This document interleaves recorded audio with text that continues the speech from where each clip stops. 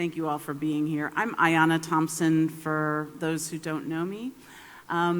We're starting off today slightly differently than we normally do because we don't often get a chance to thank the people who laid the foundation for us to succeed in the way that we have. And for many of you early career scholars, you may not realize how hard it was in the past. And there were only a few key allies, and I liked how Farah called Will an accomplice yesterday, allies, accomplices, mentors, who were willing to put themselves out for us. And one of them is here today, Peter Erickson. And I wanted to take this time to share some words from scholars who he has impacted over the years. Sorry, this is kind of long because people love you, Peter. So bear with me. Okay, from Michael Whitmore. Oh, I have to advance the slides. Peter is both a wonder and an inspiration. As a scholar, I have the deepest respect for his accomplishments, the rigor of his thought, the political conviction it expresses. As a human being, I feel gratitude for his generosity and courage, both of which define his actions and way of being with others. Very few people have the ability to deeply impact an entire field of inquiry, which is what Peter has done in his work on Shakespeare and race.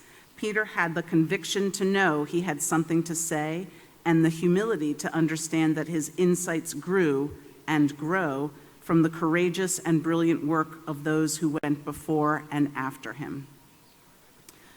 From Kim Hef Hall, who, you know, if she could, she would be here. So I have been the recipient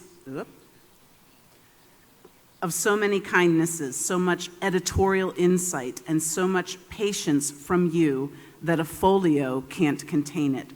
You reinvigorated my career when I was flagging, and I could always count on you to share a good meal, a moment of humor, and moments of dazzling insight. The race before race gatherings that have uplifted so many in these past years would not have been possible without the brilliance and collaborative spirit of your career and scholarship. With unrelenting determination, you taught us to plow the field no matter how unyielding the soil, and to keep planting seeds even if they are occasionally watered with our tears. Your humility, insight, and fiery sense of justice are a rarity in the groves of the academe, and I'll always treasure the gift of our friendship.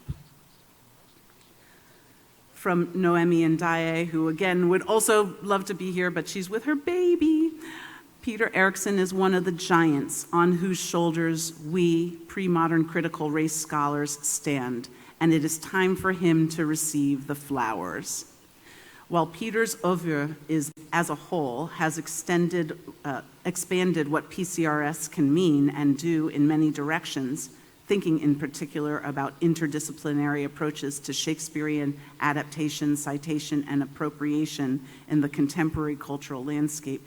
To me, it is his championing of the study of race in early modern visual culture and beyond that remains fundamental, urgent, and intellectually empowering. On the human level, Peter has been a very generous mentor and advocate for many early career scholars in our field, and just as importantly, he is a true model of allyship, someone from whom all aspiring allies in and to pre-modern critical race studies have much to learn. What a scholar, what a mensch. Thank you for everything, Peter. From Jean Howard, I have known you, Peter, for the longest time. You and I were at many conferences together in the 80s and 90s when our friendship first flourished. You stuck out then as an unabashed feminist when not many men stepped up to claim that label.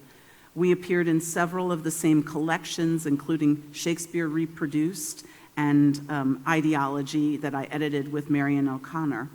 I especially remember sharing jokes and laughter with you whenever we met.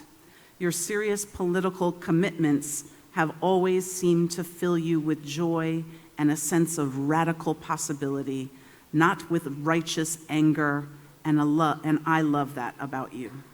Just as you were one of the first men in feminism in our field, you were also way ahead of most of us white people in embracing what we now know as pre-modern critical race studies. You broke norms there too, not only addressing race in the early modern period, but also 20th century Black writers like Gloria Naylor, Maya Angelou, and Black visual artists like Fred Wilson. You just elude the narrow confines of a period or a field. Like all really important thinkers, you follow your passions and your commitment to justice lead you. I'm so grateful to have had your friendship and example. From Leah Markey. Peter's colleagues at the Newberry Library write with deep gratitude for the work Peter did to develop the field of pre-modern critical race studies and to foster allyship. We feel fortunate to have him in our midst here in Chicago and to continually learn from his research and writing. We were honored to host Peter in our Race and Dialogue series and to show him our recent Seeing Race Before Race exhibition. We hope that his work will continue to inspire generations to come. From Patricia Akimi, who also would have been here, but her flight was canceled. I first met Peter Erickson in the stacks of the library while I was a graduate student. I wanted to learn everything I could about the work of the artist Fred Wilson. Of course, Peter Erickson was that miraculous presence, exactly what I could have wished for, a scholar of early modern culture with a vast knowledge of contemporary art and an open and conversational writing style.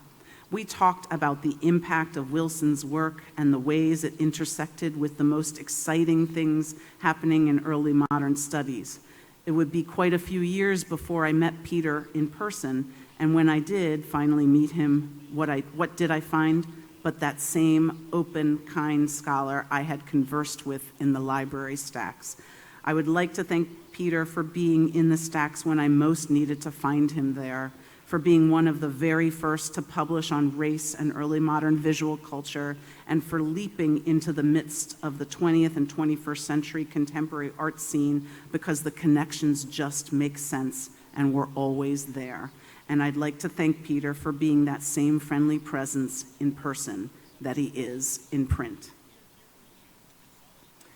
From Francesca Royster. Woo. Okay.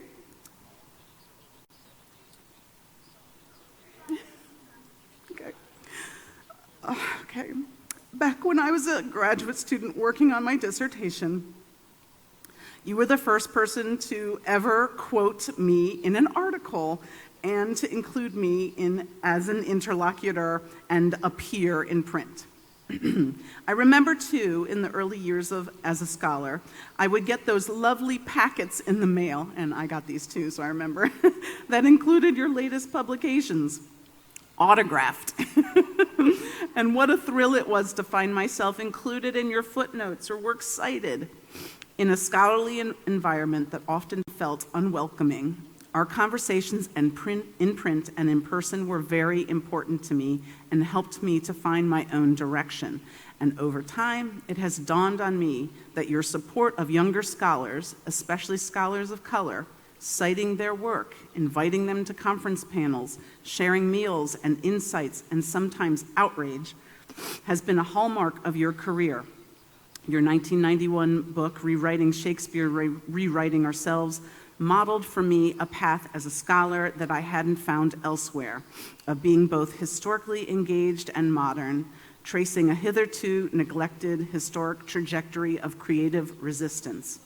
Whether you're writing about Shakespeare or Toni Morrison or early modern visual art, I admired the risks you've taken in your work, your care and precision in your research, your willingness to speak the truth to power, even when it isn't in vogue, and always your generous spirit of collaboration. Thank you for everything, Peter.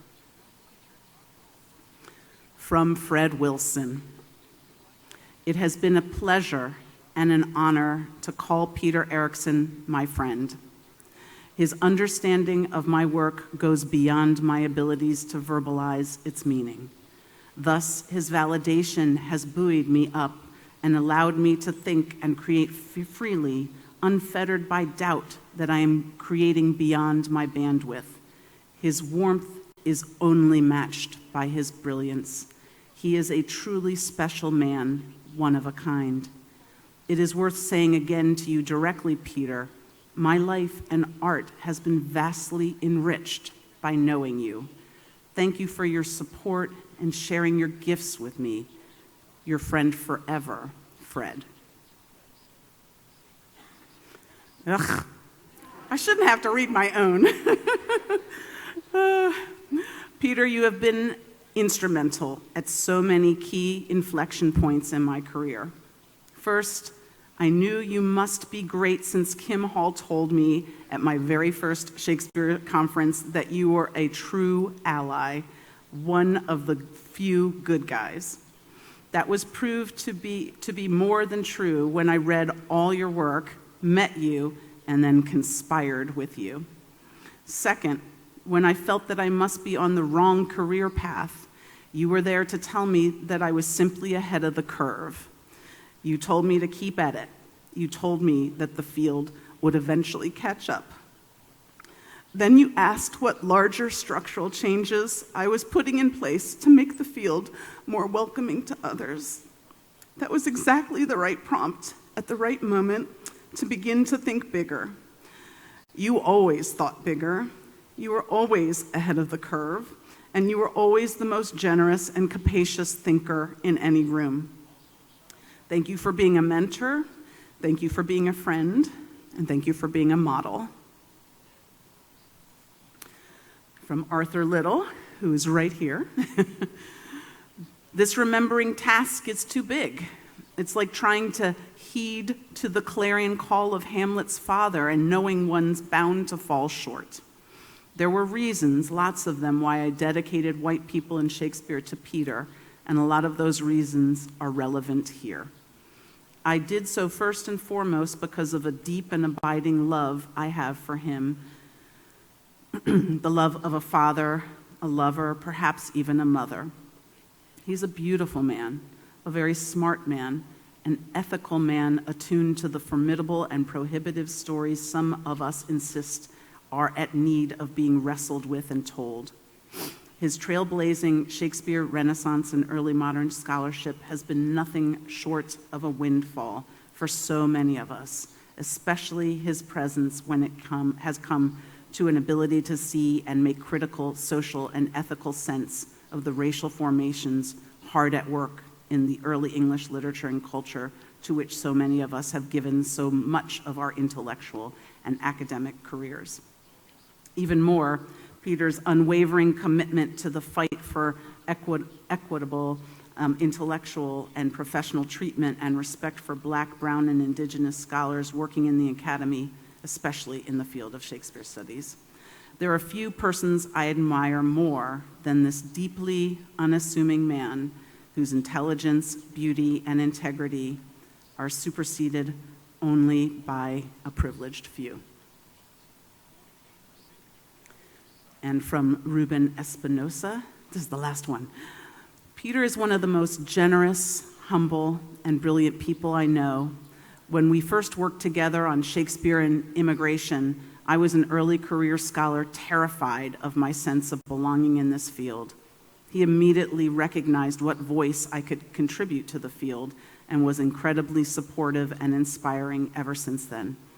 It is remarkable how influential his work has been in our field, but even more remarkable, what a kind and supportive human being he is. We are lucky to have him, and our collective sense of purpose in our Shake Race community would not be possible without him. He is truly one of a kind, and I feel incredibly fortunate to be able to call him my friend. Everyone, please, a round of applause for Peter Erickson.